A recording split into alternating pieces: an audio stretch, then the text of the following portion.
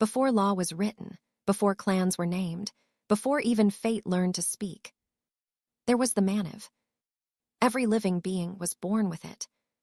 A small, minuscule gemstone rested at the upper center of the forehead, slightly above the brows. It was no larger than a fingertip, embedded seamlessly into the skin as though it had grown there rather than been placed. There was no metal frame, no ornamentation, no sign of insertion. It did not float, did not hover, and bore no resemblance to a crown or headpiece.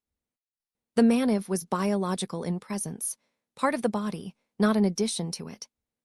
Its surface was smooth and matte-crystalline, understated and quiet. It never gleamed for attention. Only when active did a faint internal glow stir within it, subtle enough to be missed by an untrained eye. At birth, the Maniv was colorless. It did not assign purpose. It did not judge. It simply reflected what already was, a silent witness to a destiny written far deeper than blood or will. Fate existed before choice. And fate could not be decided. This was the truth the world lived by, even if many misunderstood it. The world was divided into 7 clans, not by command, but by inevitability. No one chose their clan. No one could escape it. A being's nature was already present at birth. The Maniv merely awaited awakening. That awakening came through the Rashik. The Rashik were not fate makers. They were readers of fate. Through ancient mantras and sacred enchantments, they lightened the Maniv, allowing its dormant nature to surface. These enchantments could only guide the gem in limited ways, steadying it, delaying sudden shifts, or sharpening its response to extreme intent. They could never alter what the Maniv was meant to become. Thus, when a Maniv changed color, it was not choice. It was revelation.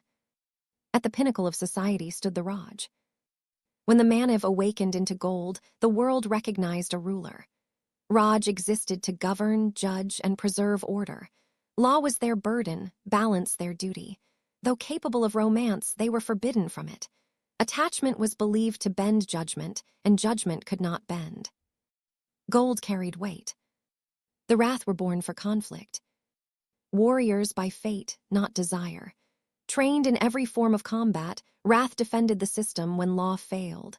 Like the Raj, they were denied romantic partners, not due to lack of feeling, but because focus was sacred. Strength demanded restraint. The Raghar were healers. Their Maniv glowed green, calm, and unwavering. To them, injury was temporary and disease a matter of time. Every wound could be healed, every illness cured. Only death resisted them. It was said the calmer the Raghar, the faster the body responded beneath their hands. Where Wrath ended wars, Raghar softened their scars. Then there were the Ras. Ras were not born for affection, but for continuation. Their Maniv bloomed pink, binding them to reproduction and union. Partners were assigned by the Raj under Rashik guidance, not for love, but for balance. Once bonded, a Ras pair was required to mate. Choice was irrelevant. Duty was absolute. Every family was required to contain at least one Ras pair. Without them, a lineage was considered unstable. Most of the population were Raghir. Civilians, builders, thinkers, caretakers, the quiet framework of the world. Their Maniv remained white, neutral, and still. Raghir could love but could never give birth. Once their fate stabilized, sterilization followed not as punishment but as alignment. Love without legacy. And then there were the Ranjs. Not born, but made.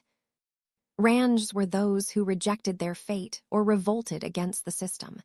When expelled, they committed the most forbidden act, the forcible removal of the Maniv from the flesh it had grown within. A removed Maniv did not remain colorless. It turned red. Red was not a clan, it was rupture. Without a Maniv, a being was considered unstable, severed from balance, unpredictable. All Maniv were lightly enchanted to respond to extreme intentions. Violence, betrayal, revolt, such states could provoke a shift toward red. Yet the enchantment was imperfect. Intent was complex. Fear could resemble rage. Desperation could echo rebellion. When the Maniv's warning proved uncertain, judgment passed to the Raj. And Raj's judgment did not bend. On the day this story begins, the world was quiet. No yajna burned too bright. No rebellion was declared. Yet somewhere, beneath unbroken skin, a Maniv stirred when it should not have. And for the first time in generations, fate itself seemed unstable,